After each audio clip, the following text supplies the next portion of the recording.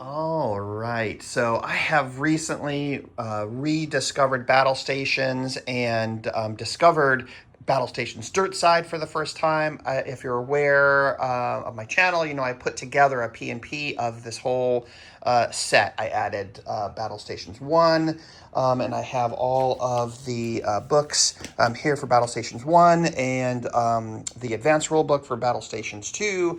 And man, is it really gelling. The Dirtside piece adds an AI, if you will, to the enemies, right? And so it creates a solo, rich, cooperative, rich game, right? But one of the things that I've noticed is that playing the campaign with Dirtside, it has you bipping and bopping around on, this is the galactic map here from the advanced rulebook from Battlestations 2, but it has you going from planet to planet, right?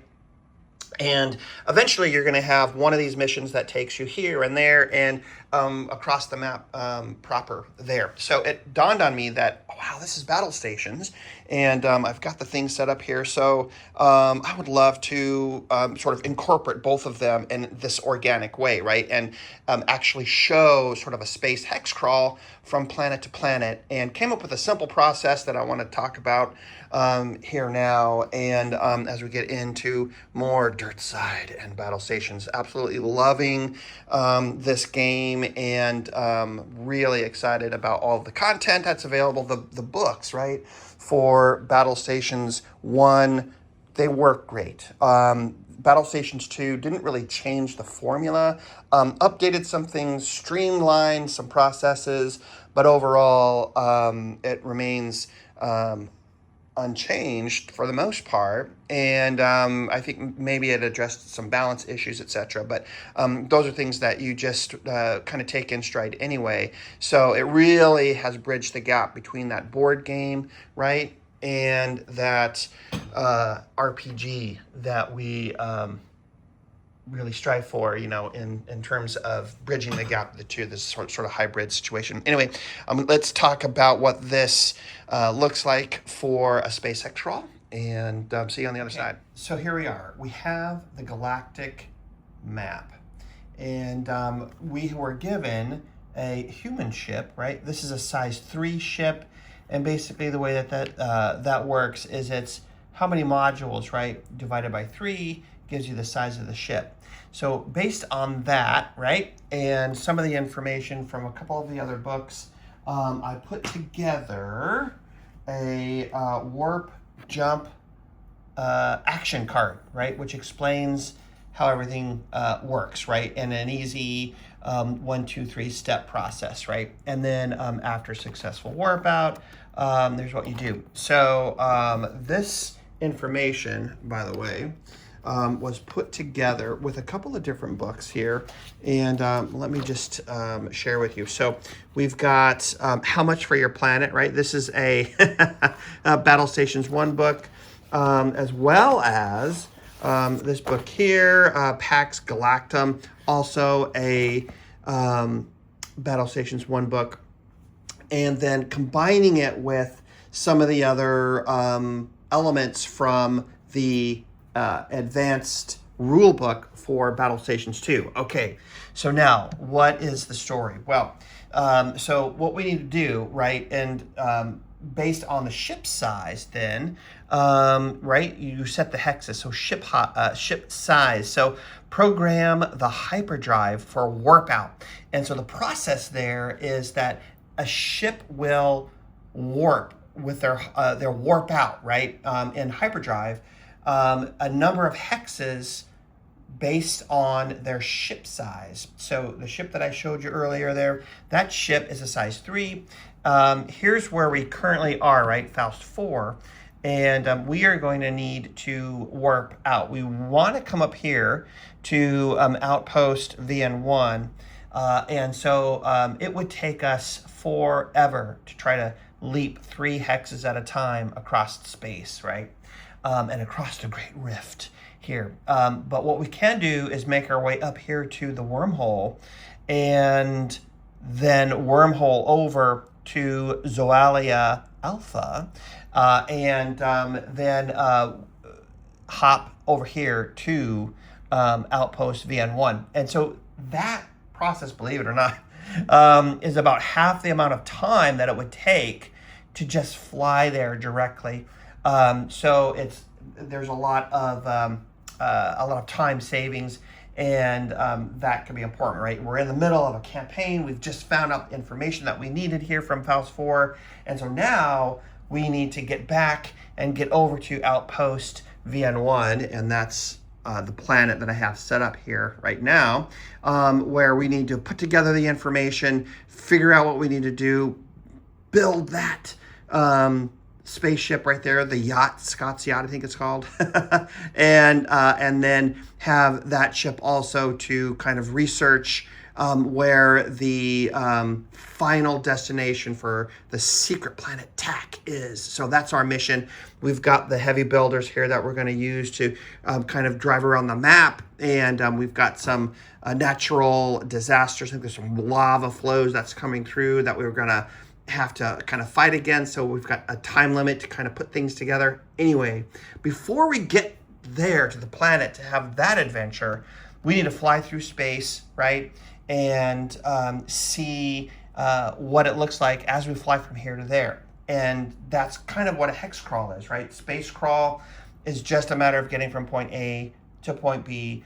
Maybe you have some encounters along the way. Maybe there's some things that happen, right? And so that's what I've been looking at in terms of putting this together. So let's just go through a couple of rounds, and I'll show you what it kind of looks like. Okay, I think we're ready to go. Once again, this is just something that I've come up with in terms of getting from here to there, right? And in terms of Dirtside, there are some missions that sort of combine battle stations, right, along with Dirtside here for the planet side adventures.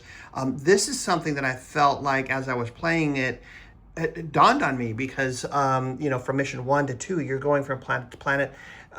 We should have like some space travel in between here and there, and gosh darn it, it's battle stations, so I want to travel in space and have some of these adventures. So here we go. So this is what I've come up with, and I'm kind of excited about it. I don't know if you can tell, but let's just try it out here. Okay, so our objective is going to be able to go, or going to be trying to go over here. We're going to go up here to the wormhole first, shoot over, and then warp to there.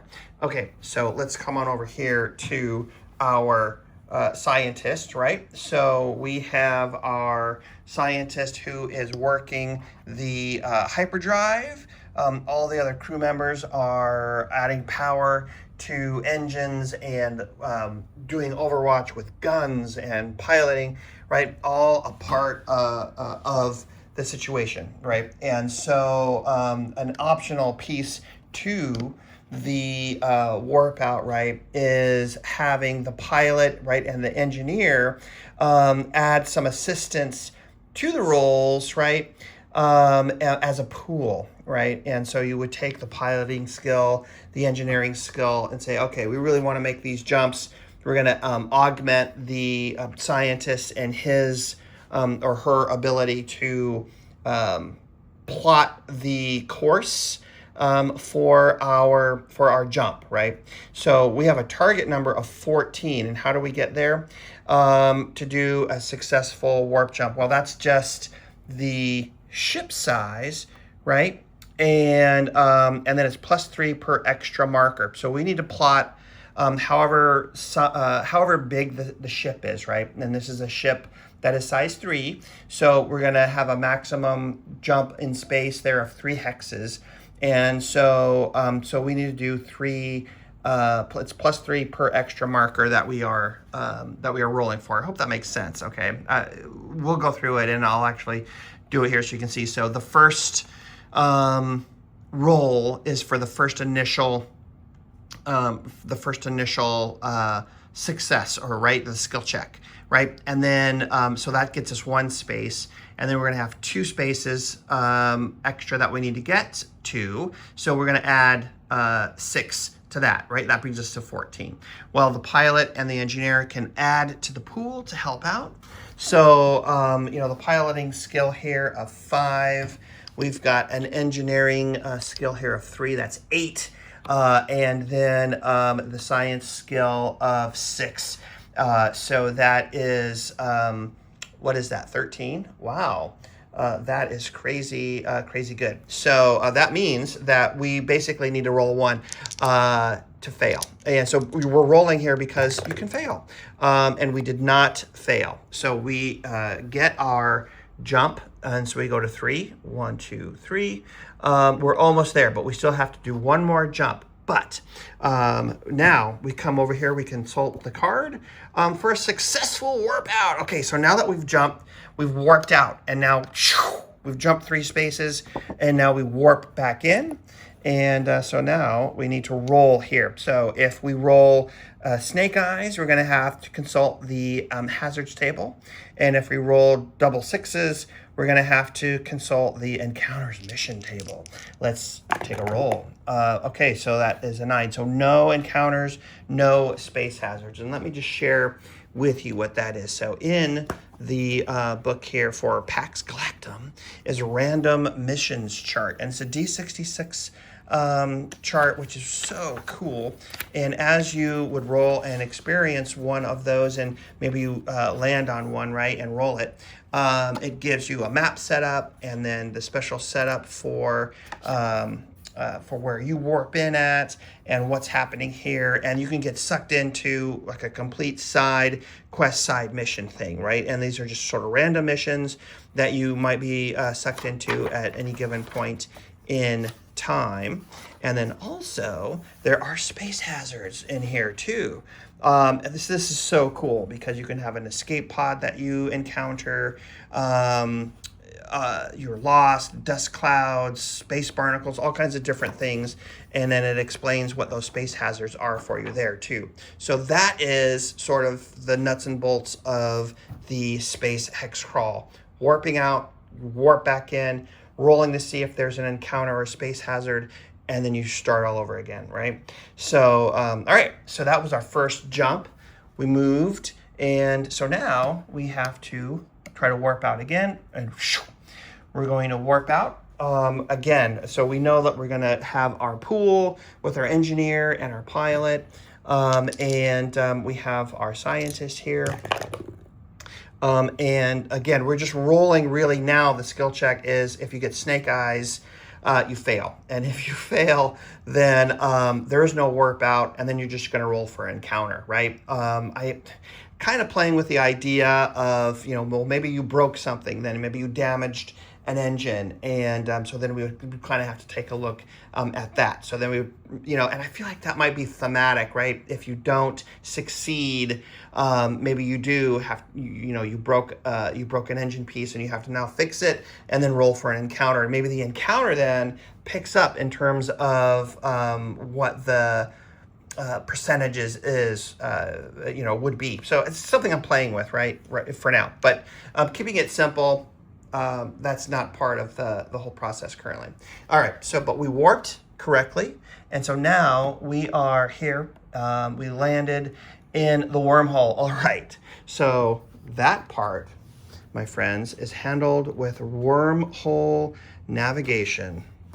Let's talk about that. All righty, so wormhole navigation. And this tidbit of information is in How Much for Your Planet? Right?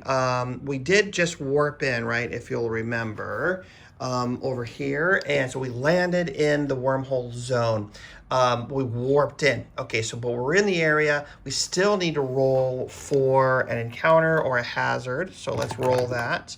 And currently nothing is afflicting us. All right, so let's come back over here. Now, when you arrive at the mouth of a wormhole, there's a guardian ship, right, that is there, and they are sort of the trolls guarding the bridge, if you will. It costs 10,000 credits to enter, right? And so those ships that are rogue ships that just try to skirt around the guardian can attempt to fly in there, and they're going to get shot at, right? And cannon hits of guns power of 5 from random direction at the end of the first phase of the wormhole navigation. The other piece of it, right, is that Any number of characters may make a diplomatic check at a difficulty of 8 during the first phase of a wormhole navigation to cancel one of the shots before it happens, right? So there's a certain number of shots that are coming through at you, right? And so then you can use your diplomacy skill. And here my pilot is fairly diplomatic, but all of the characters can make a roll now, right? About, hey, you know, my uncle died and I really need to get to where I'm going, or I do have the correct papers. Let me look for those, right? And so we're really scrambling. We're looking for different reasons to explain why we are there, right? And we're looking for authorization codes. We're like, right, pleading for mercy and claims of official Republic business, right? So we're doing some fast talking. We're trying to minimize the amount of damage, but we're going. We're not paying 10,000 credits. We don't have it anyway. We're just going to go. So let's make some rolls on that. We'll take and calculate what this looks like from the Guardian ship here as we enter the wormhole, and we'll show how this process works. All right, so we have a pay the fee or suffer MD cannon hits, mission difficulty. Our heroes are level 3, rank 3, right? So that's our difficulty, level 3. And so 3 shots are going to come in at us as we try to navigate this wormhole and skirt by the Guardian ship. They're going to just shoot at us. Now, we're going to make our diplomatic roll. The pilot has a diplomacy of 2. No one else has diplomacy, but we're all going to be on the comms talking and looking to procure free passage, right? Because we're... you know, we are, after all, faking authorization codes, right? And asking for mercy, please don't hurt us, kind of a thing. So let's just take it with the engineer here first. And the roll is against 8, failure. The scientist roll against 8. Oh, yes, a success. So we got 3 shots coming in. One has been succeeded. We're going to use a luck. We have a luck of 8. So we're going to use a luck, and and that is not successful. Let's try again. Oh yeah, we got it. All right, so we got our luck there that we've used, and 2 successes. 1 more shot to try to curb. We've got a diplomacy of 2 here with the pilot, and let's see how this goes. A 9, right, perfect. So we successfully talked our way around these shots and they let us go. And then boom. So now we come over here, we have entered the wormhole. And here we are, we've landed. Now we are on the other side. All right, so we have successfully gone through the wormhole, and now we need to see what that looks like, right? Because there is potential damage that happens as you go through the wormhole. The ship experiences a wrenching effect, right? And so I have simplified this process here, and this basically just says that you would take your science check of MD, right, which is, in this case, it's 3 plus 3 per additional scans, but I have simplified it to be just this part, right? 2d6 and adding 15 plus MD. So we're going to add 3 to that. So let's roll and see what the target number becomes. That's a 7. That's 22 plus 3, 25 becomes our target number. And again, we're going to do the pool, right, where we've got our scientists, our engineer over here, and the pilot all working to reduce the severity and get this ship through the wormhole, right, as a crew. So that is, if we remember right, 14 is our number. So 14, we've got the target number is 25 from coming through the wormhole. So let's roll and see what we get. 9. So that is 23. So we are 1 low. We're going to add a little luck to that.